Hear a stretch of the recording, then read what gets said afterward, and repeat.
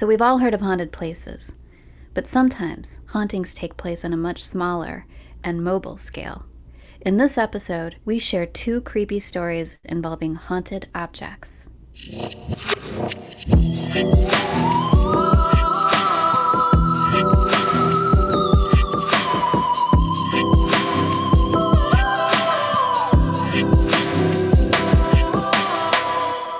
Welcome to Shadowland, everybody. Welcome. This is a podcast that shines a spotlight on stories of the supernatural, mysterious, eerie, and unexplained. So, stuff like Stargates. cults, Sprites. creepypasta, Sex magic. doppelgangers, Vampires. celebrity doppelgangers, Ooh, I like that one. Underground cities. Mothman, Trolls. Did I say hauntings at sea, Time travelers. telepathy, Giants. All that sort of stuff. all of it, and more. And more. Cool. So, I guess should we introduce ourselves? Yes, I'm Christina Calorie. And I'm Seth Jablon. And yeah, we're here to talk about all types of weird stuff.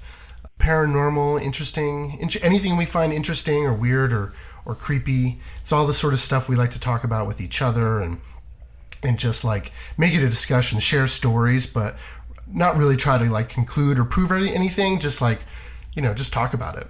Yeah, just hearing the stories is the big part of the fun, and we want to hear your shadowy stories too, and also suggestions for future episodes. So if there's something you think about or you have like a really great story, please email to shadowlandpodcast@gmail.com. Cool. All right. Let's see. Do you want me to go? Mine's long. So, do you want me to go first, or? Yeah, I think I went first last time, so you should go first. Okay. So this week, everybody, we've got a fun one. We're doing haunted objects. Haunted objects, yes. Cool. So I've got a whopper of the haunted object category. I don't know if you know this one, but it's a big one. I'm sure like most of the diehard paranormal people will already know it, but for those who don't, it's a pretty interesting story. It's a pretty great saga, and it's the story of the Dybbuk box. Do you know this story? Oh, I've heard about it. You've heard about it. Okay. All right. Well, I'm going to do the. But I want to hear more. I want to do the whole story. Yeah. I mean, it's a story that like continues to grow. The original story is pretty great in the first place, but it seems like it just keeps going, and it's not over. So, but I'll start back at the beginning. So, yeah, I mean, our story starts with Kevin Mannis, who posted an ad on eBay in September 2001 for a haunted box. Now, Kevin had originally bought this wine cabinet from a estate sale of a 103-year-old woman. She was a Holocaust survivor from Poland. And the seller was actually her granddaughter, who's the one who actually described it to Kevin as a Dybbuk box. So, did she say it was haunted? I don't think so. I think she was like kind of gave that feeling to it, but he was. I guess Dybbuk is a Jewish word, and Kevin was Jewish, and he knew this word from childhood that it was like that meant like some sort of demon or evil spirit, but he didn't really like take it seriously. He was just kind of like, oh, whatever. I mean, he dealt in antiques, and I don't know if he was necessarily. That type of stuff was necessarily on his mind, but it didn't really seem to affect him. It kind of continued that way for a long time, despite all the things that were sort of happening. So I think she gave an impression, but I don't think it really landed on him till later, like what she was sort of, I don't know, emoting to him. But yeah, so he takes it back to his antique shop, and he takes it down to his basement where he's got like a workshop and like a large storage area. Like I think it's like pretty big, like 4,000 square feet of just like, lamps and all sorts of stuff like that. But this cabinet, it's like a wine cabinet. I don't know if you've seen pictures of it, but it's like a small cabinet. It's kind of decorated. I think it's got like grapes on it or something like that. But it's got like a double doors but they were locked. And so he actually breaks open the lock on it. And when he does that, the doors kind of like open on their own, which is like kind of creepy. What? But he still didn't really think that was weird. He thought it was just some sort of mechanism, but he did feel this like really cold wind that sort of came over him when he did that. And then he starts digging in the box and finds that it's got a bunch of like weird objects in it. Stuff like there's like 2 pennies, a candlestick, a wine goblet, a stone statue with shalom carved into it, and some hair. And he thinks this is just like sentimental objects from somebody. Again, he doesn't really think too much of it. And then I think he just leaves it, and then I think it's either that day or sometime later he leaves his store running errands. And then while he's out, he gets this phone call from one of his salespeople. And she basically is like kind of freaking out.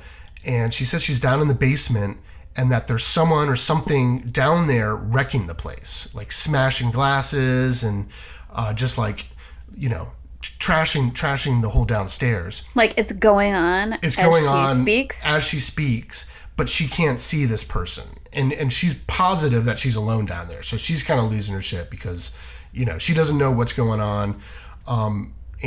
So anyway, so she's like, come down now, So he comes over there, and I think by the time he had gotten there, whatever was happening had stopped. But when he goes downstairs, it was completely dark because whatever it was whoever it was had smashed. I think there was like 20 fluorescent lights, right? It's a big place. It's like a storage warehouse or whatever. Had smashed out all of those lights. And the whole place smelled like cat urine, which it's going to turn out to be a sort of recurring theme here. And then he finds the salesperson, and she's on this. Actually, this is part of this is covered on a episode of Paranormal Witness, and she's on there, and she's like definitely like this like no nonsense chick, and all she says to him when he gets back is "fuck you," and then she leaves, and she never comes back, and like that's the end of their relationship there. Anyways, so yeah, I mean, definitely don't blame her for leaving, but he still doesn't really make a connection. But I don't know. I mean, you think in the moment it's not. I mean, unless you're like really thinking about this stuff all the time. Well, you're like, let's see. I just bought a demon box. Yeah. Like, I think we might be a little suspicious at this point, but I don't know. For somebody who's not on their mind, he still doesn't make any sort of connection. So much so that I think within a day or so, his a few days later, I'm not sure exactly the amount of time, but it's his mom's birthday, and she actually stops by the shop. And so he's decided for some reason, I don't know why, to give it to her for her birthday, right? So he gives it to her for her birthday, and then he steps away for some reason, leaving her with the box alone, right? And so she has this sort of moment with us and with it. And so when she sits down from sort of across from it, she says that she feels like it's like staring at her. And so I think she gets up and kind of starts like inspecting it or something. She touches it, and maybe she opens it, or somehow it comes open, and she has the same experience of this cold wind coming over her, but it's so overwhelming that she kind of like sits down and goes into a swoon, and then quickly realizes she's having a stroke. And so holy shit. Yeah, so she sort of like becomes paralyzed, and I think one of the salespeople finds her, runs and gets him, and brings him back, and they realize, she's having a straight up medical emergency, but she can't talk. And so the whole time she's like freaking out, and her eyes are like looking around trying to like signal him, that something's going on here. And she says later, she recounts that like she feels like she's just she wants to warn him. She thinks, if this thing has done something to her, it's gonna, she doesn't know what it's gonna do to him, but she can't talk, so she's totally losing her mind. I think later in the hospital, she actually spells out with one of those spelling boards, like where you like look at the letters or point to the letters or whatever, that she hates the gift. She just says hates gift, So he still doesn't like. Would have preferred a Macy's gift card. Yes, to a demon. So now he's like, fuck this thing. I need to get rid of it. Like, he doesn't know what to do with it, but like most people in this situation, I don't know why they always try to give it to their like families or friends or something, So right. He tries to give it away, and everyone returns it. He even tries to sell it to this couple, but they return it, like put it on his like door stoop or whatever, a few days later with a note that says, "This has an odd darkness about it." Whoa. Yeah. So they're all having experiences Yes. too. So now he knows something's going on, but he doesn't know what to do with it. He can't keep it at the shop, right? It's trashed the place already. He can't sell it. So the next step is he takes it home, right? Oh, okay, that wouldn't be my next step. Right. Yeah, mine either. But so as soon as he takes it home, he starts having these nightmares. And these nightmares are another recurring theme. It's almost kind of like one of the like feature phenomena that sort of happen with people who come into contact with this box. And the dream is that he would start out walking with someone he knew, or he was sort of talking to them, and then he would look into their eyes and he would see something sort of evil staring back at them. And then that person would transform into this demonic hag who would start chasing him and beating him. And these beatings were so bad in these dreams that I think even the first time he had it, he woke up and had like bruises all over his body.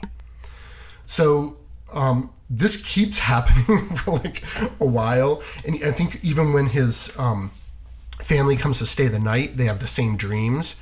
And then it actually turns out, once this starts coming out, that his girlfriend had the dreams, like when he tried to like, I think he gave it to her to keep for a little while or something like that. But so now it's like they're having this verified phenomena between each other. And around this time, he also starts seeing shadow people in his house, moving shadows. Even people visiting are seeing these things. And I think towards the end, he even wakes up, one night with something breathing on his neck. Keep seeing shadow people, keep smelling the smell of cat urine and jasmine flowers. So finally he's like, I think this thing's like making him ill. So finally he's like, forget it. I gotta look into this thing. I gotta get rid of it. So he's like, fuck this. I'm gonna put it on eBay. Right. And I think at this point, oh my God. yeah. I think at this point he's looked into like what a Dybbuk is and like what this thing might be. And like, so he does advertise it as a haunted box. And he writes, I think like several pages, like detailing exactly what happened to him. Cause he's not trying to trick somebody. He's not trying to fuck somebody over. He's just like, I got to get rid of this thing. I don't know what to do with it. I mean, I think one thought is like not putting it on the street. Like if you throw it away, someone else might get it. So he's in a weird way, I think, trying to be responsible. Is there a reason why he doesn't want to destroy it? Well, I don't know. Like, so if this thing's like bound to this box, if you destroy it, is it then released? Like, I don't know. I think you would be careful. I mean, if this thing is like that powerful that it's having this horrible effect on you, I think it would be hard to even touch it, much less take to attack it. You don't know what's going to happen. I don't know. I mean, I don't know what I would do, but I mean, I kind of sympathize with him a little bit. Yeah. Okay. Anyway, so in June 2003, a University of Missouri student named, I'm not sure if I'm going to get his name right, Losif Nitzik, purchases it. I think thinking that he would do a diary and sort of blog about his experiences with it. Sounds kind of crazy. I mean, guy's young, and like he's also depicted in that episode of Paranormal Witness as kind of cavalier about the whole thing. So much so that he actually sleeps with this thing in his room, and his roommate even describes it as like him having taunted it. So naturally, he soon starts having these horrible dreams about this hag.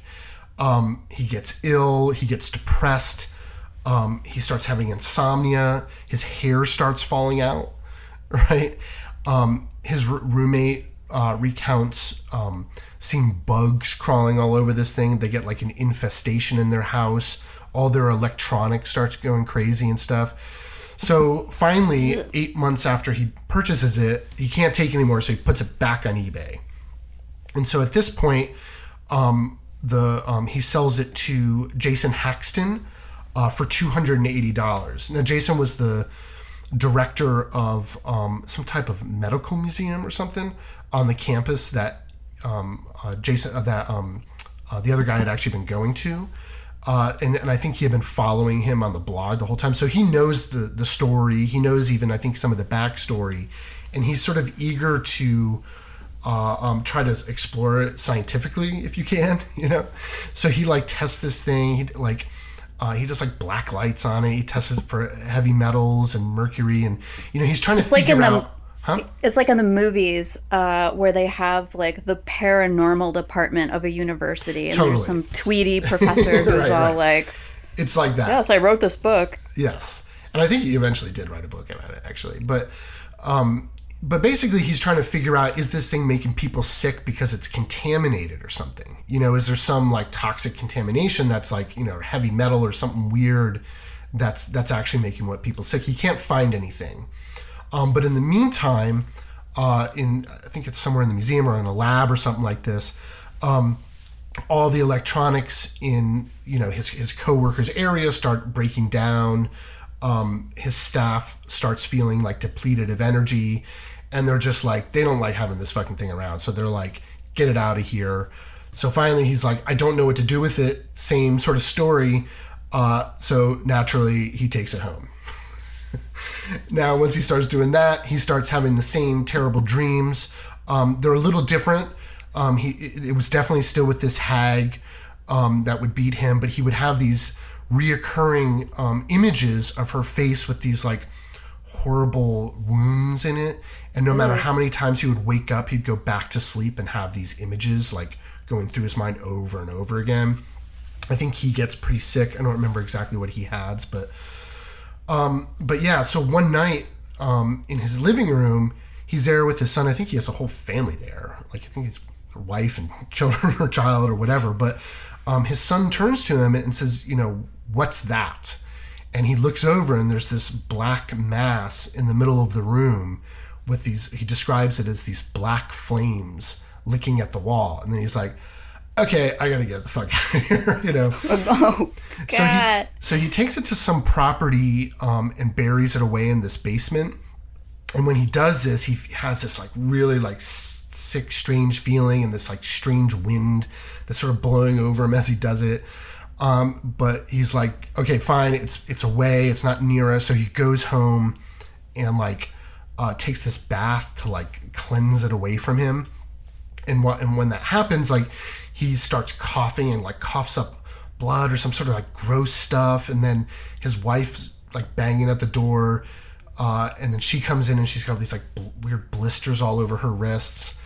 And so at that point he's like, okay, I've got it away, but like, I got to figure out what the fuck's going on here. Like, we're still having these like experiences. So he goes and calls Kevin, who's the original owner.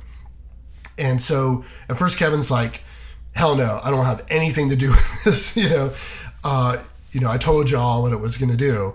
But I think eventually he agrees to help.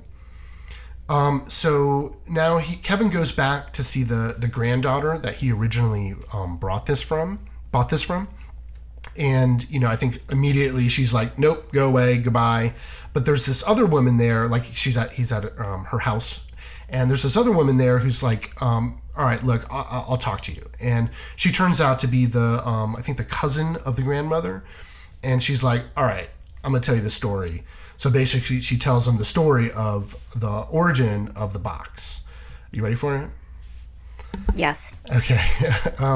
Okay. So, back at the turn of the century, like spiritualism's all the rage, anybody who's anybody is doing seances, right? So that's what's happening.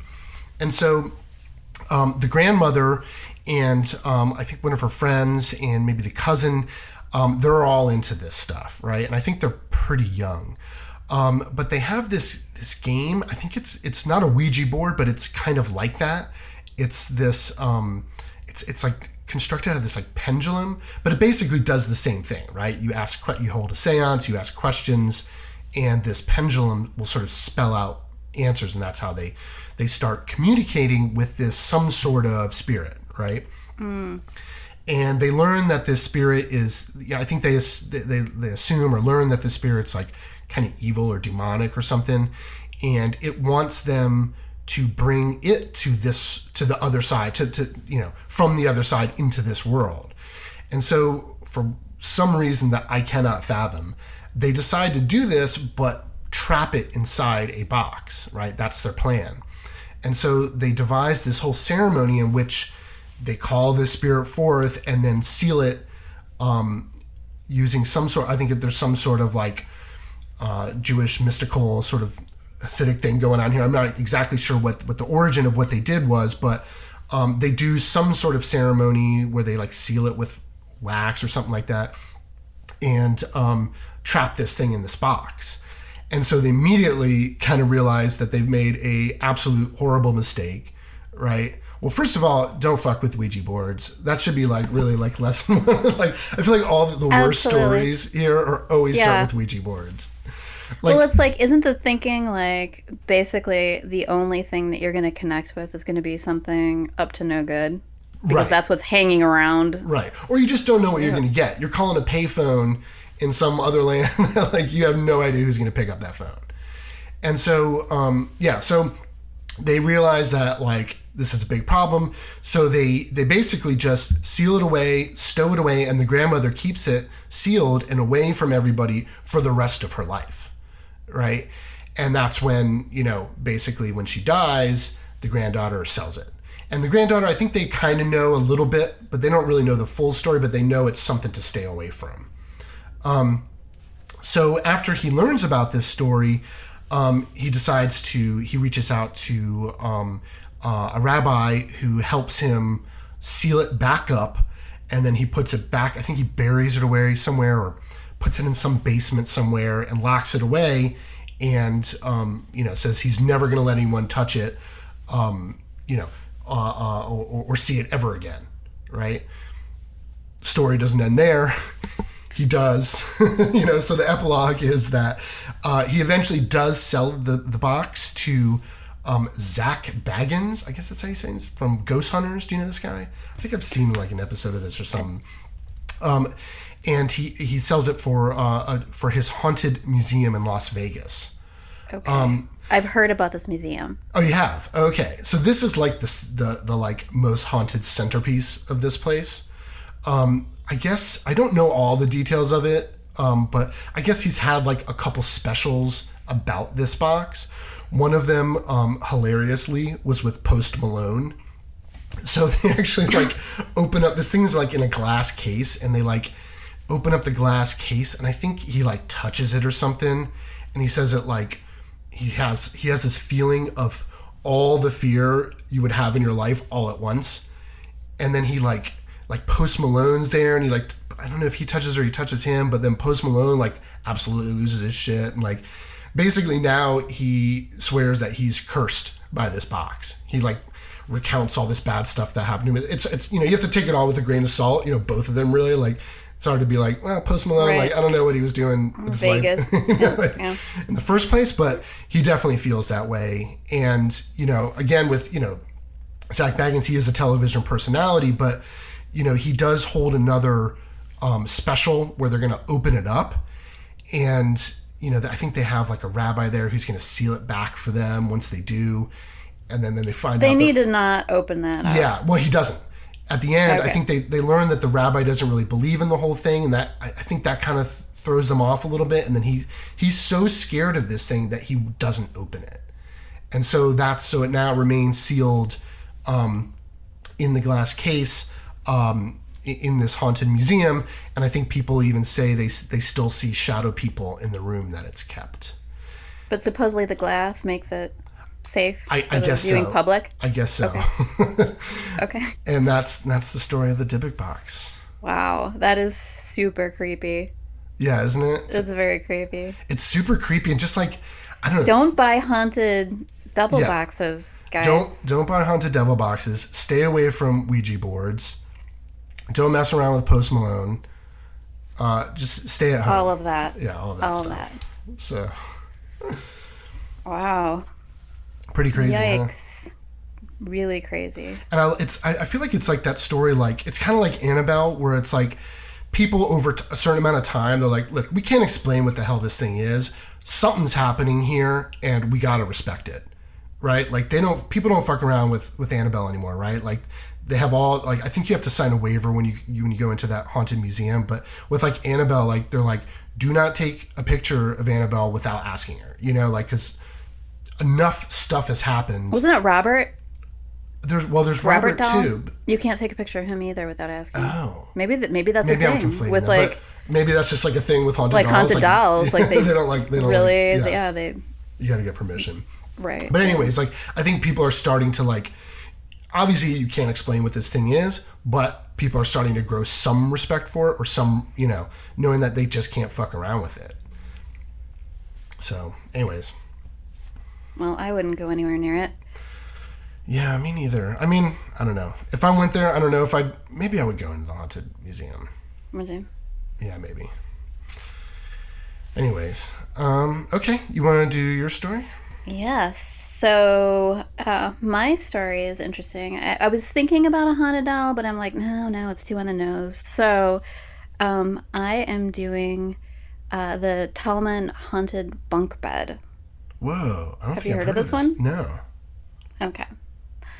Um, so basically, it all starts out in 1986. Deborah and Alan Tallman and their three young children move into what, at the time, I'm sure they thought was their dream house on a quiet street called Larrabee Street in, and I'm going to butcher this name, Horican, Wisconsin. But it's in like a quiet neighborhood, and at the time, the house was only 4 years old. So, not a whole Oh lot of wow, so time it's to like a like brand be new haunted. house. Yeah, Yeah, yeah. yeah. Basically new. So they move in, and only a short time later, in early February of 1987, the family purchased a bunk bed from a secondhand shop for $100. And this was they have two young daughters who I think are like 1 and 2 or something like this, but this is for their bedroom. And so this thing is stored in the basement at first, but then a few months later, in May of 1987, they assemble it, they bring it upstairs into the girls' bedroom, and that is when strange events started happening. So, on the very first night that the bunk bed was upstairs, um, they had a little boy also, and his bedroom is right next door to the girls' room. And when he was going to sleep, he said that his clock radio turned on by itself and began like switching through the channels. And so he's like trying to tell his parents this, and they didn't believe him. Probably thought it was imagination or something like that. It's quiet for a few weeks, but a few weeks later, Alan is painting the basement walls, and he went upstairs for a break, have lunch or something like that. And before he did, he placed his paintbrush on the table and goes upstairs, has lunch, comes back down, and the brush is now in the paint bucket with the bristles sticking straight up. So that's weird. That is but it's weird, not yeah. too weird. You can kind of come up with like, oh, okay, maybe I forgot. Something like that. I mean, I feel like these things always seem weirder in retrospect. Like if that happens, you wouldn't think like, oh, there's a ghost. Like you're just like, huh, that's weird. Like I mean, Yeah, I we've all thought like, I had it on the table, right? yeah, exactly. Okay. So next, and this is really weird because our stories are like, in this way. The youngest daughter said that when she was in bed, she saw a witch-like old woman with long black hair who glowed like fire standing by her door. So she saw some like creepy hag lady. And a month later, the son said he saw the same thing. That's So, pretty creepy. yeah, I feel like it's super creepy. yeah, I feel like with the kids, like if they're both saying they saw this, like one, like you'd be like, yeah, okay, but like two seeing the same thing, that would start to, I don't know. So, yeah, but by this Creepy out. time, there's also like other things happening. So, doors are opening and banging shut. They hear footsteps they can't account for. There's nobody there. Eerie voices calling out. And they call the family pastor, and his name is Wayne Dobretz or something like that. Anyway, they bring the pastor in, and he definitely gets bad vibes and thinks it's demonic activity. But he blesses the house, says a prayer, and things seem to quiet down for a little bit, but not for long. So the noises, everything is back again, and the family's seeing ghostly apparitions. And both Deborah and the children began having nightmares at this point in time.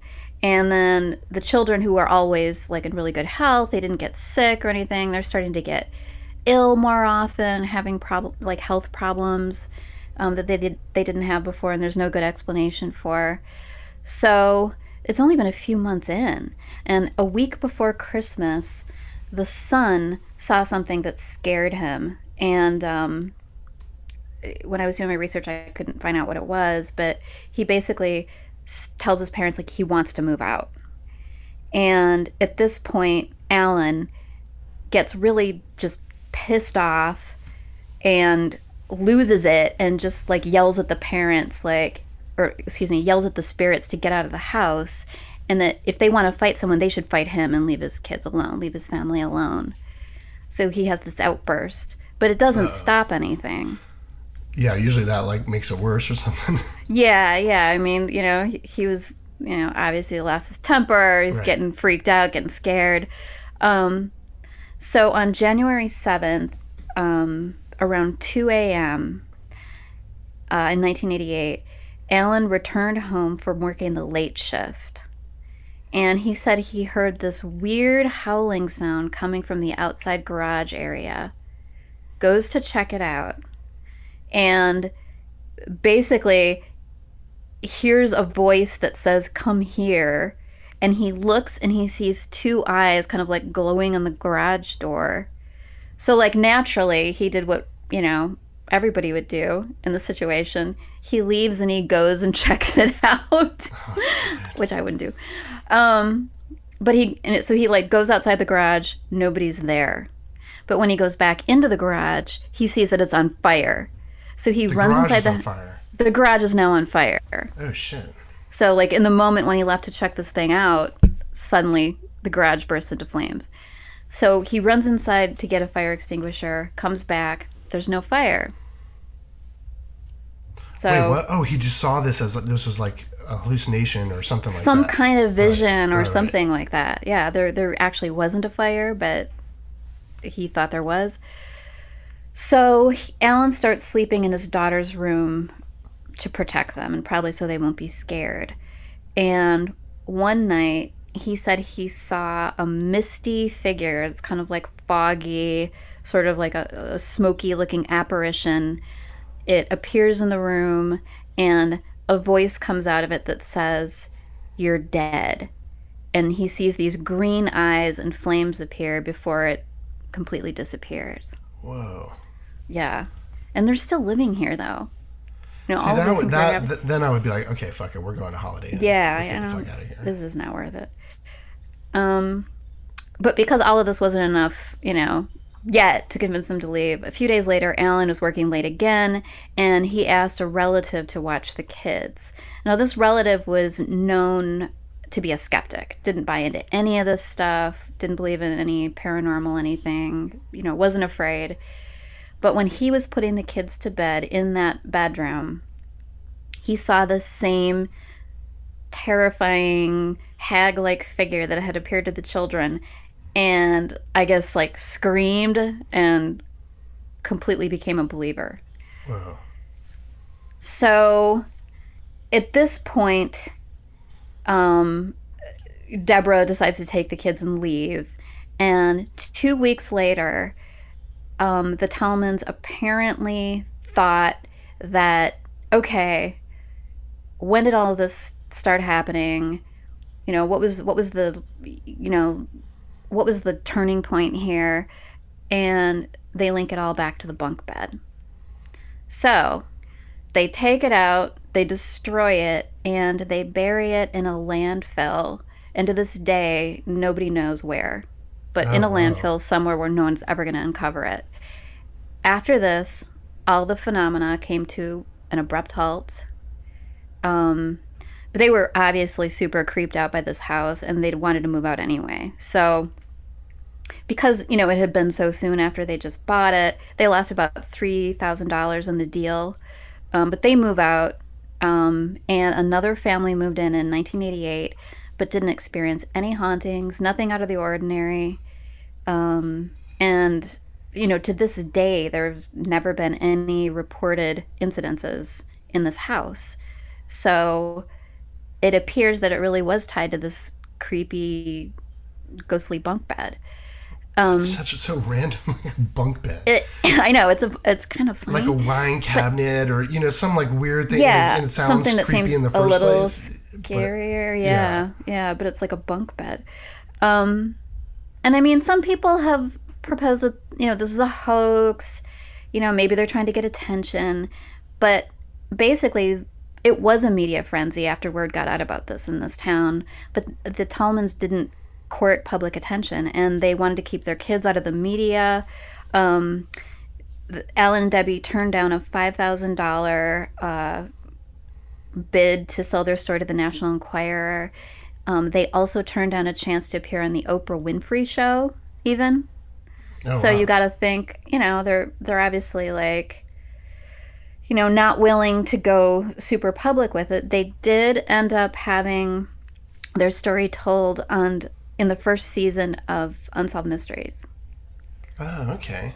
I'll watch that. So, um, but it was like reenactments played by Milwaukee actors. They weren't in it. Um, and but the news meanwhile has like spread through the area and spawned all of these crazier stories even. So people are saying that like blood oozes from the ceiling in the house, that there's a portal to hell in the basement, and this one cracks me up, that there was a ghost snowblower that would clear the driveway all by itself, which maybe you'd want. I don't know, especially in That was Wisconsin pretty in the good. winter. Yeah. Um, Like, fuck it. so Let it this do it. Yeah. right, that's not so bad. But so the stories attracted not only the media but thrill seekers and mobs of people who would congregate on Larrabee Street hoping for a supernatural experience of their own. And the local police chief, his name was Douglas Glayman, met with the family. He's getting really tired of this mob of people hanging around and the media circus, and so he just kind of wanted to get to the bottom of this. But after hearing their story, he thought they were sincere. He was interested in protecting them from the press and everything. So what he tells them to do is to just be really selective, share their story with the press to quell the media frenzy. Put something out there, um, but and like hopefully everything would die down, which it eventually did. But yeah, to this day, there have been no other reports as far as I could find in that house, and that is the story of the haunted bunk bed. Wow. That's so random, though. But, I mean, it sounds scary. Like, the glowing eyes and, like, I don't know, seeing the hag. And I The think that creepy is, hag. I wonder if it's like a yeah. similar hag. Like, is that a That is funny thing? that we both had I've one never that heard of had that that. before. I have. I mean, especially with the like, the whole sleep paralysis thing, and I mean, there's that's definitely a figure that comes up in a lot of ghost stories and stuff like this, um, but there is something interesting about it. You know, I mean, first of all, just the fact that like a lot of the naysayers, they immediately always go to, oh, people are trying to get attention, but for these like normal families, like I mean, most of this stuff is very upsetting and disruptive to their lives. Like Yeah. who would want any of that? Right. The And one explanation that I saw that I would be willing to buy would be, some people were speculating that maybe they were in over their heads and they wanted to get rid of the house and get out of it, so they concocted this whole thing. But that's kind of a lot. It's a lot. It's the long game if you're trying to do that. it's a lot, and I mean, it's not like people there's not somebody out there that wouldn't do it, but I feel like going straight to that, you're just always circumventing what people's experiences are, right? No matter how many naysayers there are, or like attention seekers or whatever, these stories pervade like history. Like these stories are, like about hags, about hauntings, about all this stuff. It's certainly nothing new, and it's part of the human experience. I mean, people see these things, with the Dybbuk box, and a lot of the naysayers are like, well, oh, it's all psychosomatic. The one guy had this experience, and then everyone else expected to have the experience, so then they had it. But then that's also bizarre. Do you know what I mean? Like, if this is really all hallucinations that are caused by an idea, that's also kind of crazy, right? I mean, It is crazy. The that fact is that the mind could supernatural. have that much power. Right. That would be something beyond that we understand, right? Like, I mean, from the point of view of hallucinations, I mean, seeing something like that, that's a pretty intense hallucination. You know what I mean? Like, people on like LSD or something don't see stuff like that. You know what I mean? Like a building burning and then it isn't there and then it is there. Like, that's pretty intense. Maybe they do, but I mean, that's still a pretty intense level of hallucination. That's not something that you just, like, ooh, I saw something weird out of the corner of my eye. Right? That's a totally different state of mind. And I don't know. I mean, I just think that, like, there's always, I think, value in just taking the people's experiences at face value and just, it's not like, oh, well, now this proves there's ghosts. No, it doesn't prove that. I mean, just like our story about, aliens, it doesn't prove that, but it does, it is something in and of itself, and it's worth, discussing. It's worth investigating, I think, Absolutely. Why does stuff like this happen? It's so weird, right? Like, why would this thing be in a bunk bed? Why would a couple girls try to channel a spirit into a box? You know what I mean? Why would all these people have these nightmares? Like, what is that? What's going on? You know what I mean? Is it Right, and maybe it's something that no one has even thought of before. Yeah, maybe it's the some of actual explanation is some other dimension, something going on Yeah, is it that some weird will one day dimension? be Is it- explained by science. Yeah, like the shadow people thing. A lot of people think those are like interdimensional things, and maybe it's just energies. Maybe it's just echoes of, energies and vibrations of things that have happened before. But that's still weird. I mean, I don't know. I think it just speaks to the porousness of reality, And I think the more that we get into things like string theory and things like that, we start to understand just how porous and flimsy what we call the sort of solid reality that we live in is. You know what I mean? Yes, absolutely. So, well, cool. I mean, that was a great story. I really like that. I think I'm going to try and watch that episode. Yeah, apparently it's kind of hard to find. Oh, really? Yeah. Okay. Yeah. Cool. All right. Well, that's our third episode.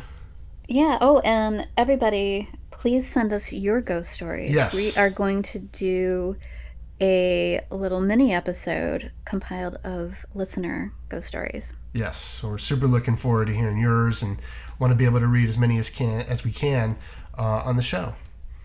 And I think coming up, I don't know, we have a couple themes coming up. If you even want to send us stories for those, I think we're thinking about maybe the Bermuda Triangle, or what were some of the other ones we were thinking of? Synchronicity. I think maybe we'll do that one later, but Bermuda Triangle is definitely... Yeah, Bermuda Triangle. I feel like we need to do that while it's still summer. Yes. It feels like a summer. Yeah, like a tropical one. Yeah. Cool. All right, cool. I feel like that was good. Are you good? I'm good. Yeah. Okay. Until next time. All right. See you later. Bye.